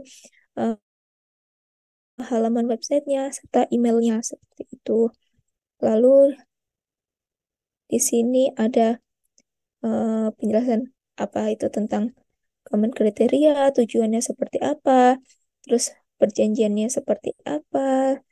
Nah, terus publikasinya. Nah, di sini ada dokumen-dokumen yang tadi saya sampaikan, bagian 1, bagian 2, bagian 3, dan CEM-nya. Sebenarnya di sini ada yang terbaru, yaitu 2022. Dan untuk yang 2022 ini sebenarnya sudah beberapa sudah menjadi SNI di ISO 15408 maupun ISO 18045. Namun ini penerapannya masih dalam masa transisi karena sebagian besar kan sudah menggunakan yang tahun 2017 ini. Jadi akhirnya saya di sini menyampaikannya yang sekarang berlaku, dan untuk yang masa transisinya karena ada beberapa SNI yang masih dalam proses penetapan, jadi saya belum menyampaikan ini. Sebenarnya pada umumnya sama. Eh, di sini kenapa ada 5 part? Karena ada beberapa part yang dipisahkan. Jadi semulanya itu ada di part 3 ini yang seperti assurance requirement sudah menjelaskan untuk paket-paket L1, 2, 3, 4, 5, 6, 7-nya apa. Namun di sini dipisahkan dijelaskan di bagian kelima. Untuk di bagian keempatnya ini cenderung ada tambahan, yaitu menjelaskan spesifikasi metode dan aktivitas yang yang dijadikan acuan oleh evaluator. Dia menyampaikan pengujian itu pass atau fail itu berdasarkan apa, kriteria untuk evaluator menilai pass atau fail seperti itu. Lalu untuk di sini juga ada certified product. Jika teman-teman semua ingin melihat produk-produk apa saja yang sudah tersertifikasi CC, itu dapat dilihat di halaman ini. Nah, di sini ada beberapa kategori, yaitu access control device and system, boundary protection device and system, data protection, database, detection device and system, IC, smart card related device and system, dan masih banyak lagi. Ini masih belum terbuka semua. Mungkin nanti kita akan melihat salah satunya. Nah, setiap perangkat yang telah tersertifikasi itu akan dipublikasikan. Ini untuk perangkat yang telah tersertifikasi oleh negara authorizing. Nah, untuk negara-negara consuming nanti itu akan dipublikasikan di halaman websitenya, mungkin bisa jadi halaman website atau sistem informasi lainnya, di sistem informasi negara tersebut. Jadi misalkan di Indonesia mungkin akan ditampilkan di salah satu portal seperti itu. Ini masih belum terbuka, dan setiap perangkat ini yang akan dipublikasikan adalah dokumen security target, security certification report, serta sertifikat bukti kesesuaiannya.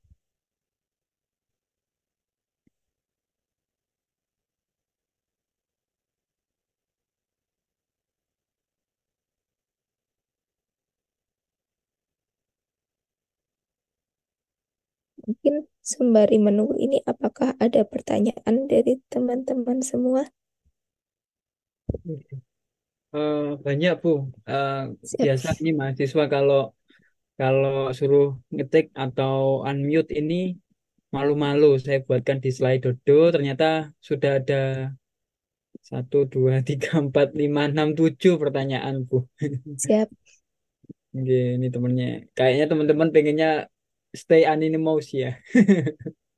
Tetap tidak tidak terlacak ini siapa. Oh, ada yang satu yang menulis. Yang menulis dulu dari Fuad Adim Al Hasan. Apa perbandingan common kriteria dengan standar keamanan perangkat lunak lainnya? Disampaikan sebelumnya bahwa common kriteria digunakan sebagai standar evaluasi keamanan teknologi informasi sesuai dengan ISO atau IEC ya. Mengapa common kriteria sering digunakan sebagai acuan tingkat global? Mungkin bisa direspon dulu, Bu. Ya, baik. Terima kasih atas pertanyaannya.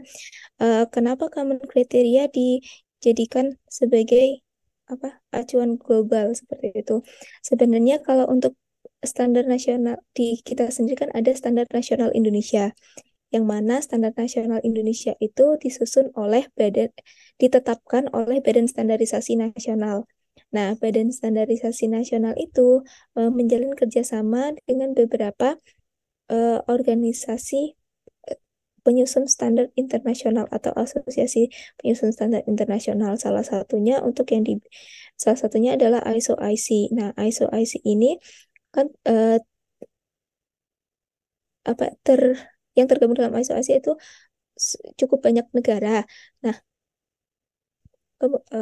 kebetulan saya juga sebagai eh, memiliki akses untuk memonitor di perkembangan ISO-IC. Nah, di situ itu setiap penyusunan ISO-IC, setiap penyusunan standar itu pasti mereka ada tim penyusunnya dan juga akan didistribusikan kepada negara-negara lain untuk setiap rancangannya. Apakah ada masukan seperti itu? Jadi dianggap apa ya? Karena yang tergabung di situ cukup besar, jadi eh, mungkin dianggap lebih menyeluruh gitu, masukan dari berbagai negara menyeluruh seperti itu. Terus dan mereka juga sering melakukan ISO meeting untuk membahas setiap standar-standar yang sedang disusun. Nah, untuk keterlibatannya itu juga keterlibatan dari banyak pakar di bidang tersebut. Misalkan saja untuk di keamanan informasi, terus keamanan siber dan perlindungan privasi itu ada Komteknya sendiri, yaitu kebetulan di BSSN di Komtek 3504. Nah, di Komtek 3504 itu di dalamnya ada 5 gugus kerja. Setiap gugus kerja itu yang lebih spesifik seperti itu, dan di setiap gugus kerja itu ada beberapa ISO yang berkaitan. Misalkan untuk yang kita saat ini itu masuk dalam gugus kerja 3 tentang evaluasi dan metodologi untuk keamanan teknologi informasi. Terus ada juga yang berkait gugus kerja tentang kriptografi, gugus kerja tentang pelindungan privasi, gugus kerja tentang kontrol, dan gugus kerja tentang sistem manajemen keamanan informasi. Perbandingan, nah kenapa sebenarnya di sini pasti teman-teman mungkin ada yang bingung, apa bedanya common kriteria dengan ISO IC 15408 dan 18045. Nah, jadi awal mulanya common kriteria itu kan didirikan oleh beberapa negara yang tergabung di sini yang mereka yang menyepakati perjanjian CC. Mereka menyusun sebuah standar. Nah, standar tersebut kemudian diusulkan ke ISO IC untuk menjadi standar internasional seperti itu. Nah, ternyata setelah diterima oleh ISO IC, mereka standar ini dapat dijadikan acuan. Setelah dari persetujuan negara-negara lain, akhirnya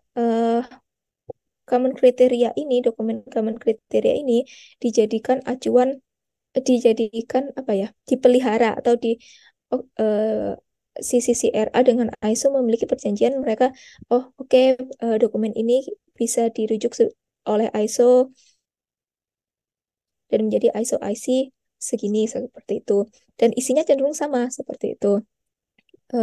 Selanjutnya akhirnya dipelihara oleh ISO. Padahal penyusunnya CCCRA. Nah, untuk kasus yang di tahun 2022 ini kebalikannya. Ternyata di tahun 2022 ini ISO IC yang lebih lebih peka dulu nih. Wah, ini kayaknya udah cenderung obsolete nih. Sudah harusnya ada pembaruan, seperti ada penambahan. Ya, untuk yang di tahun 2022 itu sudah ada cenderung penambahan untuk apa TOE komposit, terus juga ada yang berkaitan untuk smart eh, smart metering dan juga IC kalau tidak salah. Nah, jadi ISO mengajukan draft revisi terlebih dahulu, baru setelah setuju mereka dari CCRA mereview, oh ternyata sejalan nih sama mereka, oh ya udah akhirnya untuk yang di 2022 disusunnya oleh ISO dan dipeliharanya diakuinya dan CCRA mengakui kembali seperti itu. Nah, untuk keamanan perangkat perbandingan sisi atau 15408 dengan yang lainnya, untuk saat ini di yang saya tahu untuk di Indonesia yang standar keamanan yang telah ditetapkan oleh BSN adalah ISO 15408 seperti itu untuk keamanan perangkat TI. Tapi untuk keamanan modul kriptografinya itu ada beda lagi. Nah, untuk pembedanya adalah kan di teknologi informasi bisa jadi ada modul kriptografi, memang benar seperti itu. Tapi tingkat tingkat kedalamannya mungkin berbeda dan ruang lingkupnya berbeda seperti itu. Misalnya dijelaskan tadi di sisi ada kelas FCS Functional Cryptographic Support. Kenapa harus ada pengujian modul kriptografi juga seperti itu? Karena ruang lingkup pengujiannya berbeda. Di sisi mungkin hanya menerapkan fungsi keamanan tersebut, apa apa kriptografi yang diimplementasikan yang mendukung seperti apa. Nah, kalau misalkan yang di keamanan modul kriptografi itu mungkin cenderung pada implementasi kriptografi, modul kriptografisnya sudah sesuai atau belum. Lalu panjang kuncinya sudah sesuai standar atau belum, seperti itu. Atau mungkin jika teman-teman membuat kriptografi karya mandiri, misalkan membuat modul kriptografi sendiri, nah itu diuji diuji juga berdasarkan modul kriptografi, tidak berdasarkan sisi. Seperti itu. Kalau untuk standar lain yang terkait metodologi evaluasi keamanan perangkat, mungkin ada yaitu di 62443. 62443 itu cenderung tapi bukan untuk TI, tetapi untuk teknologi operasional. Mungkin seperti itu. Apakah cukup menjawab atau ada hal yang ingin ditanyakan kembali? Oke, Saudara Fuad, sudah cukup jelas ya dijelaskan oleh Bu Yufi. Ini masih ada pertanyaan dari Slido, Bu, sudah saya share Yap. di meeting chat. Saya ingin bertanya dari sudut pandang saya selaku mahasiswa jurusan TI, apakah aplikasi yang kami buat sebagai proyek yang bekerja sama dengan UMKM juga harus dilakukan pengujian perangkat lunak dari BSSN juga?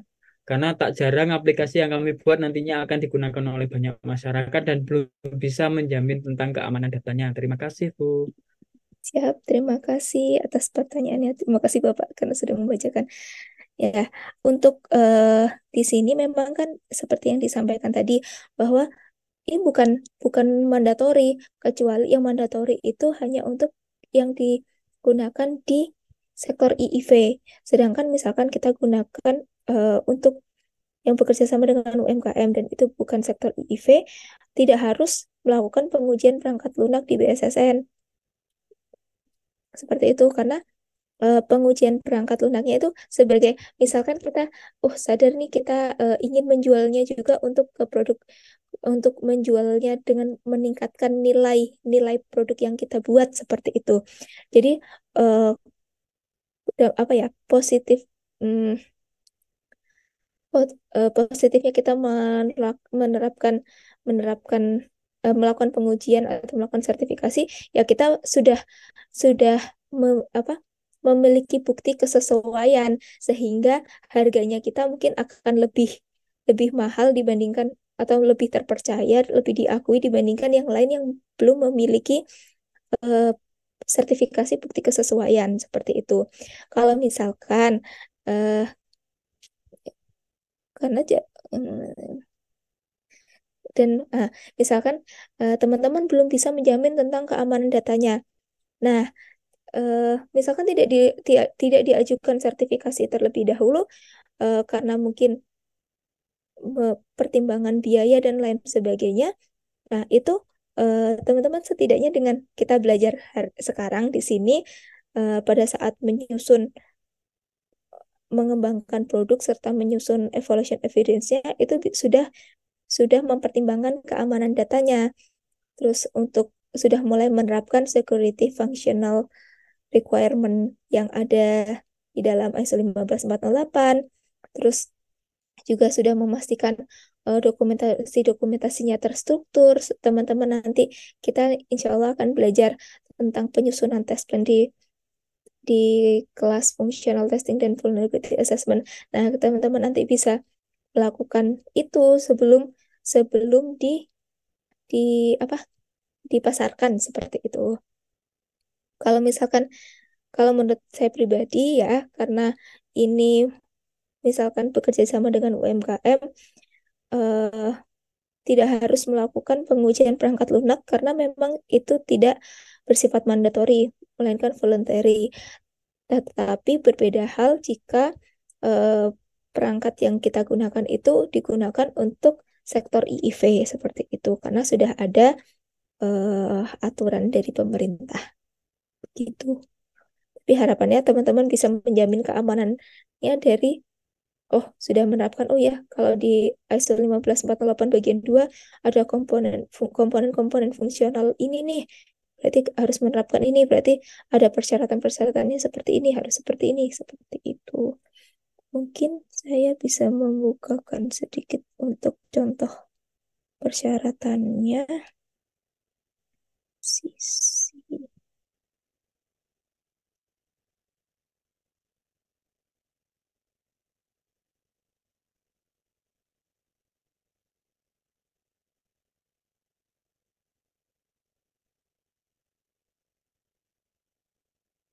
Nah, ini dokumen common kriteria bagian kedua tentang security functional component.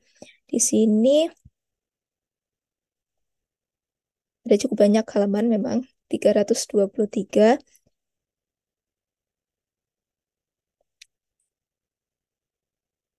Nah, ini ada beberapa kelas. Misalkan kita di kelas FIA, Identification and Authentication. Di sini, sini. Bukan.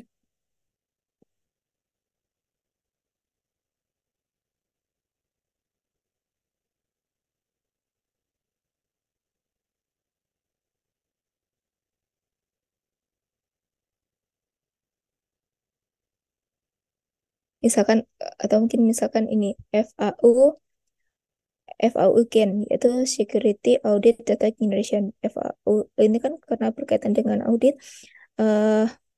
apa saja sih persyaratannya? Nah, di sini di FAU Gen 1.1 TSF harus dapat mengenerate rekaman audit untuk setiap event seperti beberapa kegiatan berikut. Yang pertama, startup and shutdown of audit function, terus memiliki auditable event selection ini bisa salah satunya basic, detail, atau not specified level of audit. Nah, terus ada persyaratan lainkah yang harus tercatat dalam log tersebut seperti itu. Terus di sini ada juga di FAU Gen 1.2 aplikasi TSF itu TOE Security Function ya. Itu harus merekam setiap catatan audit setidaknya mencakup informasi berikut nih, waktu, tanggal, waktu kejadian, tipe, dan sebagainya, sukses atau gagal. Nah, mungkin teman-teman bisa memastikan memberikan keamanannya dengan menerapkan fungsi-fungsi keamanan ini di aplikasi yang teman-teman buat seperti itu. Di sini ada banyak fungsional security functional requirement. Memang tidak harus semuanya diterapkan karena kan ya sesuai dengan aplikasi yang kita butuhkan, yang kita gunakan saja gitu. Tidak harus semuanya, tapi setidaknya mungkin adalah pasti 2 atau 3 seperti itu. Demikian, apakah ada yang ingin ditanyakan? Baik, terima kasih responnya Bu Yufi. Intinya tadi kalau sifatnya adalah voluntary ya kalau untuk swasta. Dan dari sektor IV tadi, sebenarnya masih banyak Bu, tapi memang waktunya terbatas. Mungkin satu pertanyaan lagi. Pertanyaan-pertanyaan selanjutnya akan kita jawab atau respon di minggu depan saja Bu. Nah, karena memang waktunya kan pas 2 jam nanti, pas 2 jam. Ini mungkin saya pilih Bu, mohon izin. Dalam evaluasinya mungkin yang dimaksud tadi common kriteria ya Bu ya. Ya, Apakah masa berlakunya terbatas atau perlu diperbarui? Karena seperti yang kita ketahui, teknologi berkembang dengan cepat dan beberapa tahun sekali ada rilisan LTS long term series ya, seperti Java itu 3 tahun sekali, seperti ya, itu. siap. Baik, terima kasih atas pertanyaannya. Berdasarkan peraturan Perban 15 nomor Peraturan BSSN nomor 15 tahun 2019 untuk sertifikat keamanan TI itu berlaku selama 5 tahun. Nah, dan kemudian akan dilakukan kegiatan pemeliharaan jaminan keamanan. Namun, jika aplikasi atau perangkat TI yang sudah tersertifikasi itu ada pembaruan, maka maka dapat dilakukan pemeliharaan jaminan keamanan sebelum masa berlaku tersebut. Dan nanti dari laboratorium serta LS Pro itu akan menguji apakah pembaruan itu bersifat minor atau mayor. Apabila minor, itu kita dapat menyusun laporan kajian atas perubahannya itu apa saja, perlu tidak untuk melakukan sertifikasi ulang. Tapi jika perubahannya mayor, itu disarankan untuk sertifikasi ulang. Tetapi berdasarkan Perban 15, masa berlakunya adalah 5 tahun. Seperti itu. Baik, terima kasih Bu. Siap. Mungkin ada kita berikan satu lagi yang bukan dari Slido ya. Di Slido kita simpan saja untuk minggu depan, masih ada waktu Rek. Sabar. Oh ya, terima kasih jawabannya Bu. Siap. Sama-sama. Satu lagi mungkin ada yang mau unmute sebelum pertemuannya diakhiri. Oh, Muhammad Lutfi Hakim juga sepertinya yang tanya barusan Bu. Di Slido kan Siap. Aninomus ya. Siap. Terima kasih atas pertanyaannya. Semoga membantu dan semoga terjawab. Oke. Oke. Oh, Kalau memang belum, closing statement mungkin Bu, terkait dengan materi hari ini sebelum nanti akan berikan kesimpulan. Ada beberapa pengumuman dan insya Allah kita sambung minggu depan untuk materinya. Monggo Bu Yufi. siap. Sebelumnya saya sampaikan terima kasih kepada Pak Angga beserta teman-teman karena sudah berkenan mengikuti sharing di siang hari ini yang mungkin waktunya istirahat dan sebagainya, tapi teman-teman masih banyak sekali pertanyaan dan penasaran dengan kegiatan pengujian dan sertifikasi terhadap keamanan teknologi informasi ini. Nah, untuk di sini harapannya karena kita semua kita bisa berposisi sebagai konsumen, kita juga berposisi sebagai teman-teman nanti sebagai developer dan juga evaluator atau sertifikator untuk keamanan perangkat TI. Jadi harapannya nanti kita sudah ada standar acuan dari negara yaitu yang ditetapkan oleh BSN, walaupun itu bersifat walaupun itu belum bersifat mandatori, ada baiknya jika teman-teman bisa menjadikan standar nasional Indonesia itu sebagai acuan untuk pengembangan perangkat lunak ataupun perangkat teknologi informasi yang teman-teman nanti buat. Nah, untuk kenapa harus memperhatikan itu, disarankan memperhatikan itu karena ya itu semua karena untuk keamanan data kita semua seperti itu. Karena untuk menjaga keamanan itu bukan hanya tugas dari salah satu pihak saja, tapi tugas kita semua sebagai pengguna, terus pembuat dan juga penjamin seperti itu. Terus semoga nanti dari penjelasan awal tentang proses sertifikasi dan pengujian ini teman-teman bisa nanti kita akan ke depannya mungkin akan belajar lebih dalam terkait proses evaluasi di setiap kelas dan juga di kelas ATI dan AFA. Semoga bisa bermanfaat untuk teman-teman semua nantinya di bidangnya masing-masing, apalagi nanti pada saat sudah lulus kuliah ya. Jadi semoga bisa menjadi developer handal dan atau mungkin konsultan. Mungkin sekian yang dapat saya sampaikan. Siap. Oke. Ya, amin. Terima kasih, Bu. Itu Rek, motivasinya. Jadi kita di pertemuan ini sudah paham tugas dan wewenangnya BSSN, terus struktur organisasinya, layanan-layanannya tadi, beberapa sertifikasi, pengujian keamanan, levelingnya, sampai common kriterianya sudah disampaikan tadi. Terima kasih, Bu. Kami juga terima kasih Siap. banyak di sela-sela beliau liburan ini weekend ya, menyempatkan karena kan memang hari Senin sampai Jumat kita punya kesibukan masing-masing ya Bu ya. Kalau saya sih mengajar, teman-teman kan belajar di kampus, ya mungkin pasnya hari Sabtu kita sempatkan 2 jam untuk kita bisa berdiskusi. Bu Sufi sudah sharing informasi yang sangat banyak. Ini mahal loh Rek harganya, karena konsultan itu biayanya biasanya per jam ya. Jadi dihitung nanti Bu Sufi ngomongnya berapa jam itu eh, keluar tagihannya ya. Kebetulan kalau ini tagihannya keluar ke LPDP ya, ke LPDP yang menjawab. Oke, sebelum diakhiri, saya minta untuk dokumentasi untuk laporan di sistem ya. Mohon untuk on cam ya, Rek ya, sebentar. Karena kan tadi kan off cam ya, sekarang di on cam kan dulu ya.